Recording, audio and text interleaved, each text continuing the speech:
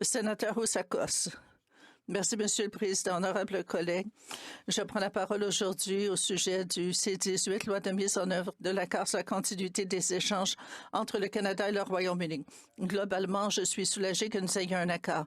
Le commerce avec le Royaume-Uni est vital pour le Canada. Il est important pour les entreprises canadiennes. Il est important pour les travailleurs canadiens. En 2018 et 2019, les exportations canadiennes de marchandises vers l'UE, y compris le Royaume-Uni, ont atteint en moyenne 46,6 milliards de dollars. En 2016, avant que le Canada ne signe son accord économique et commercial global avec l'Union européenne, ses exportations vers l'UE s'élevaient à 40 milliards de dollars. En d'autres termes, après la signature de l'AECG, les exportations de marchandises ont augmenté de 16,6%. La part britannique de ces exportations est d'une importance capitale. Le total des exportations de marchandises vers la seule Grande-Bretagne a atteint plus de 18 milliards de dollars en 2018 et 2019, soit environ 38 de la valeur totale de nos exportations vers l'Europe. Le Royaume-Uni est en fait le plus grand marché d'Europe pour les exportations canadiennes. À l'échelle mondiale, il est la troisième destination des exportations canadiennes et le Royaume-Uni est notre deuxième partenaire commercial en matière de services. L'an dernier, la valeur des exportations de services a atteint 7,1 milliards de dollars.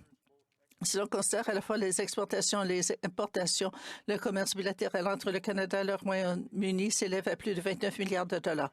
Le Royaume-Uni est le cinquième plus important partenaire commercial du Canada. C'est notre quatrième source d'investissement direct étranger avec une valeur totale de 62,3 milliards de dollars seulement en 2019. Chers collègues, je mentionne ces statistiques pour plusieurs raisons. Premièrement, nous vivons une période de turbulence au niveau mondial. Les tensions politiques entre les grandes puissances augmentent. Si l'on considère nos relations politiques et commerciales avec la Chine et l'Asie de l'Est, par exemple, une plus grande incertitude et des perturbations commerciales semblent probables. Cela signifie qu'il est probable que certains de nos partenaires commerciaux plus stables deviendront plus importants pour le Canada. Ce sont peut-être les marchés stables sur lesquels nous devrons compter de plus en plus. Le Royaume-Uni est l'un de ces marchés stables. À mon avis, nous devrions accorder beaucoup plus d'attention à la solidification, à l'élargissement et à l'approfondissement de notre accès à ce marché. En tant que pays, nous avons accordé une attention considérable au cours des dernières années à la protection et à l'approfondissement de nos relations commerciales avec l'Union européenne. À bien des égards, l'accord économique et commercial global entre le Canada et l'Union européenne a été l'aboutissement des efforts entrepris par l'ancien gouvernement conservateur pour offrir aux Canadiens de plus grandes possibilités sur les marchés internationaux. Mais ce que nous devons reconnaître, c'est que pour le Canada, le Royaume-Uni est la partie la plus importante du marché européen. En ce qui concerne nos exportations vers l'UE, le Royaume-Uni représente à lui seul près de 40 de nos exportations totales vers ce bloc commercial. C'est pourquoi, lorsque le Royaume-Uni a décidé de quitter l'Union européenne en 2016, nous aurions dû immédiatement faire de la conclusion d'un nouvel accord distinct de manière bilatérale avec ce pays une priorité absolue. Mais nous ne l'avons pas fait. C'est un échec majeur à mes yeux et j'en parlerai davantage dans mes remarques. Mais d'abord, je veux quand même rappeler pourquoi je crois que cet accord est important. D'abord et avant tout, il est important parce qu'il préserve et étend les gains que le Canada a pu faire dans l'AECG à notre relation commerciale bilatérale avec le Royaume-Uni. 99 des produits canadiens exportés vers le Royaume-Uni seront exempts de droits de douane en vertu de l'accord. C'est extrêmement important. Nos produits soumis à la gestion de l'offre sont également protégés sur une base similaire à celle de l'AECG. Les fournisseurs de services canadiens auront un accès prioritaire au marché public britannique. Ce marché est estimé à 118 milliards de dollars par an. Et les dispositions de l'AECG concernant le règlement des différends, le travail et la protection de l'environnement seront maintenues, comme elles le sont dans l'AECG. À mon avis, toutes ces dispositions sont importantes et je pense que le mérite en revient en grande partie à nos négociateurs commerciaux. Cependant, je crois aussi que nous avons eu de la chance. Je le dis parce qu'il est clair qu'il y a eu une véritable course de dernière minute pour conclure cet accord. Je pense que la raison de cette précipitation était le manque total d'engagement de la part du gouvernement actuel dans cette négociation. C'est pourquoi l'accord de continuité commerciale avec le Royaume-Uni n'a fait que préserver ce que le gouvernement Harper avait négocié dans des circonstances très différentes avec l'UE. Lorsque la ministre s'était exprimé à la Chambre des communes ce projet de loi en janvier dernier. Elle a dit, je cite, « La dernière chose que le Canada et le Royaume-Uni voudraient faire est de créer une quelconque incertitude pour les entreprises et les travailleurs. » Fin de la citation. Mais malheureusement, c'est précisément ce que le gouvernement a fait. Je rappellerai à mes collègues qu'en septembre 2017, lorsque l'ancienne première ministre Theresa May a visité le Canada, elle a dit, je cite, « L'AECG devrait faire l'objet d'une transition rapide pour former un nouvel arrangement bilatéral entre le Royaume-Uni et le Canada après le Brexit. Nous voulons nous assurer que lorsque nous quitterons l'Union européenne, pour les entreprises et les personnes, ce changement se fera de la manière la plus harmonieuse et ordonnée possible. » Fin de la citation. Mais à ce moment-là, le Canada avait déjà abandonné ce programme. 2 mois avant la visite de la première ministre May, le secrétaire britannique au commerce international, Liam Fox, a confirmé à un comité parlementaire britannique que le Canada était, je cite, qu'il protégeait ses arrières. Pourquoi le faisait-elle? Que le Canada hésitait. Pourquoi? De toute évidence, c'est parce que ni le premier ministre ni la ministre Freeland n'ont apprécié la décision prise par le peuple britannique lors du référendum sur les futures relations de la Grande-Bretagne avec l'Union européenne. Il n'aimait pas le Brexit et donc a attendu de s'engager dans des négociations commerciales globales, de voir où le débat politique interne britannique irait. C'était une erreur majeure. Les autres pays n'ont pas attendu. Pendant cette période, pendant que le Canada tergiversait, des pays, des groupes tels que la Colombie, l'Équateur, le Pérou, les pays de CARIFORUM, le Chili, la Côte d'Ivoire, l'Islande, la Norvège, Israël, le Japon, la Jordanie, ainsi que d'autres, ont conclu leurs propres accords commerciaux avec le Royaume-Uni. Pendant tout ce temps, le Canada est resté sur la touche et je dirais que les entreprises canadiennes ont payé le prix de l'incertitude depuis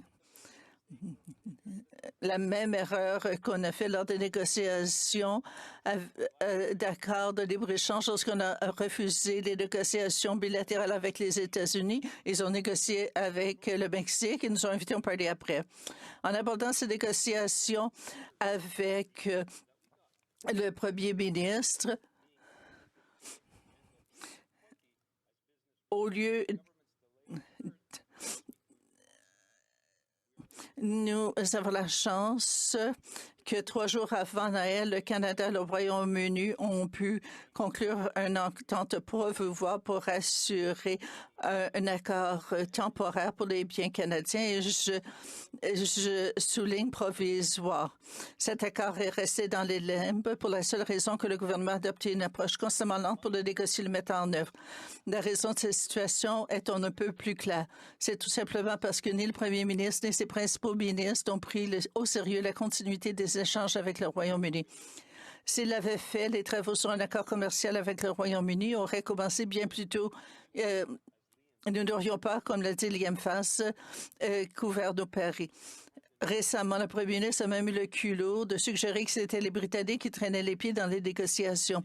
Il leur a imputé la responsabilité des records en disant qu'ils n'avaient pas la capacité de négocier un accord complexe avec le Canada. C'est caractéristique d'une approche maladroite. Nous avons vu de telles approches en matière de politique étrangère commerciale de la part de ce gouvernement, de ce premier ministre.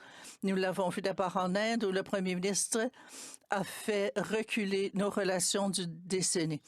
Nous l'avons vu lors des réunions du partenariat transpacifique en 2017 où les Australiens et les Japonais ont été stupéfaits de la performance du premier ministre, une performance qui a failli sceller l'échec du Canada dans les négociations du partenariat transpacifique. Plus récemment, nous avons été témoins lors de notre humiliation nationale face à la Chine. C'est ce même gouvernement qui a proclamé haut et fort que le Canada est de retour sur la scène internationale. En réalité, ce que nous avons vu, c'est un cafouillage continu sur la scène internationale et dans les questions internationales. En ce qui concerne les relations commerciales internationales, je crains que ce ne soit les entreprises et les travailleurs canadiens qui en paient le prix. Un certain nombre d'organisations, d'entreprises canadiennes ont critiqué l'approche du gouvernement concernant les consultations qui sont si essentielles dans le processus de négociation commerciale. En ce qui concerne les négociations entre le Canada et le Royaume-Uni, le rapport provisoire du Comité de la Chambre des communes note que le Conseil canadien du Haut-Bar et le Congrès du travail du Canada ont indiqué que les consultations étaient insuffisantes. L'Association canadienne des importateurs et exportateurs a indiqué qu'elle n'avait pas été consultée ou mise au courant des exigences liées à l'exportation qui existeraient le 1er janvier 2021 si un accord commercial entre le Canada et le Royaume-Uni avait été ratifié. Le faible engagement du gouvernement dans ce dossier a sans doute contribué au fait que les problèmes relatifs aux barrières non tarifaires qui continuent d'affecter les industries agricoles et agroalimentaires ne sont toujours pas résolus dans cet accord. Ce qui me préoccupe maintenant, c'est que c'est le même gouvernement qui, au cours des 3 prochaines années, nous mènera à la négociation de l'accord global proposé entre le Canada et le Royaume-Uni. Alors, est-ce qu'il va atteindre ses objectifs, ses cibles? Si on veut que ces négociations profitent au Canada, le gouvernement doit adopter une nouvelle approche plus globale.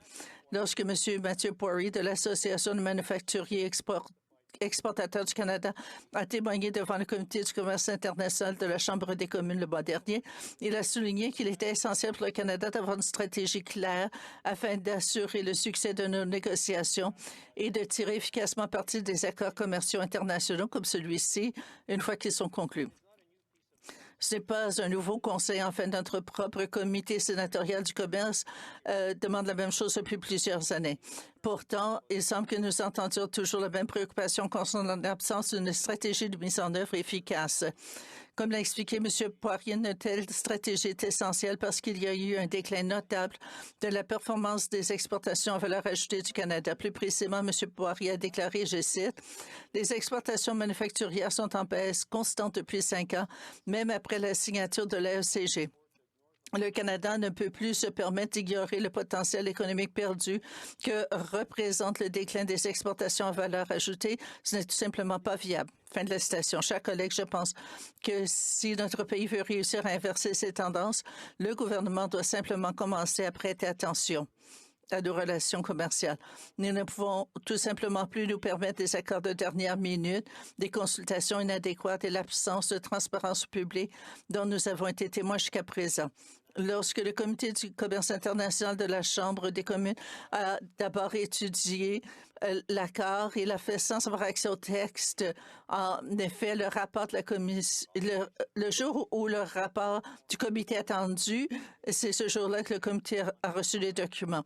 Je soutiens que nous, au Sénat, devons jouer un rôle plus actif en demandant au gouvernement de rendre des comptes sur ces dossiers, car leur traitement a des répercussions sur le gagne-pain de tant de Canadiens.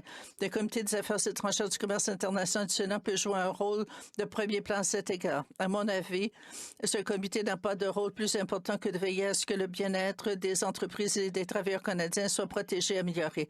Le gouvernement se lance maintenant dans de nouvelles négociations pour conclure un accord commercial global avec le Royaume-Uni. Il n'y a pas de disposition de caducité pour ces discussions. Je crains que le gouvernement aborde ces négociations de la même manière cavalière qu'il a abordé ces discussions. Nous ne pouvons tout simplement pas permettre que cela se produise. Dans un monde de plus en plus turbulent, l'approfondissement et l'élargissement de nos relations avec nos partenaires les plus stables n'ont jamais été aussi importants. Je demande à tous les sénateurs de se joindre à un effort unifié pour faire en sorte que nous puissions contribuer à assurer le meilleur avenir possible aux entreprises et aux travailleurs canadiens dans ces négociations courtes. Mais avant de conclure, je demande à tous les collègues d'appuyer ce projet de loi pour qu'il soit adopté le plus rapidement possible. C'est essentiel pour le développement continu de notre économie, le bien-être des travailleurs. Mais nous devons être vigilants et reconnaître que le Parlement a un rôle à jouer. Ce sont 2 accords commerciaux essentiels et qui sont examinés à la dernière minute à la Chambre et au Sénat parce que le gouvernement n'a pas commencé les discussions assez rapidement. Alors, combien de fois avons-nous dit que nous devons accélérer les discussions sur les dépenses, les budgets et les accords commerciaux? Il faut faire un examen approfondi, sinon nous ne rendons pas service aux intervenants, aux Canadiens qui veulent se faire entendre par des comités parlementaires. Donc, j'appuie pleinement ce projet de loi, mais j'appuie à contre-cœur le processus. Merci. Senator Beam, a question? Sénateur Beam, la question. Senator Sakos, thank you. Sénateur Zakos, merci beaucoup pour votre exposé. Nous sommes tous d'accord. Le C-18 est un projet de loi important. Dans ma vie précédente, c'était une source de fierté que d'avoir travaillé pour deux gouvernements qui ont travaillé fort sur l'AECG. Ça a pris plusieurs années, comme vous le savez. Un gouvernement l'a commencé, l'autre l'a terminé. Une des choses qui s'est produite avec le Brexit, le gouvernement du Royaume-Uni a aussi participé à des négociations avec l'Union européenne et on ne savait pas dans quelle direction ça allait aller. J'aimerais savoir si c'était logique que de tenir des négociations avec des pays qui ne sont pas aussi variés que l'AECG et d'amender l'AECG pour avoir une entente de continuité avec le Royaume-Uni. Bon, on pourrait être plus global. C'est le plan pour l'avenir. Est-ce que ça aurait été logique que d'avoir des négociations plus tôt? On a dit que c'était prématuré que d'aller de l'avant alors que le Royaume-Uni négociait encore avec l'Union européenne. Maintenant, concernant la clause de temporisation, une telle clause peut aussi être un désincitatif à l'investissement. Concernant votre premier point, je suis complètement en désaccord. Tout d'abord, le processus de négociation de l'AECG était beaucoup plus compliqué que cette négociation avec le Royaume-Uni. La négociation avec le Royaume-Uni avait déjà un cadre en place en raison de l'AECG. Bon nombre d'éléments qui étaient déjà en place entre le Canada et le Royaume-Uni étaient élargis dans cet accord. Nous n'avons pas changé les choses avec cet accord de continuité. Bon nombre des éléments étaient déjà là avec l'AECG et ils ont été renégociés entre le Canada et le Royaume-Uni. Vous avez raison, l'AECG était complexe parce que ça n'avait jamais été fait et aussi parce qu'on avait 28 nations, si je ne m'abuse, 28 pays qui avaient leurs intérêts propres. On avait des négociations multilatérales, bilatérales, à différents points, et c'est ce qui a compliqué les choses. Ça a aussi compliqué le processus de ratification, le fait de le voir ratifié par tous les parlementaires. J'ai participé aux négociations en tant que parlementaire. Bon, on avait des nations européennes du Nord et du Sud qui avaient des objectifs économiques complètement différents et ça a aussi complexifié et compliqué les négociations. Il y avait un avantage pour le Royaume-Uni à négocier avec ses principaux partenaires pour que les choses se poursuivent de façon normale. Le Royaume-Uni avait un incitatif pour négocier avec le Canada. Le comité d'amitié Canada-Royaume-Uni, sur lequel on siégeait en 2016 après le vote du Brexit. Dans ce comité, en fait, pour le Royaume-Uni, il y avait un désir de négocier avec un pays du Commonwealth comme le Canada.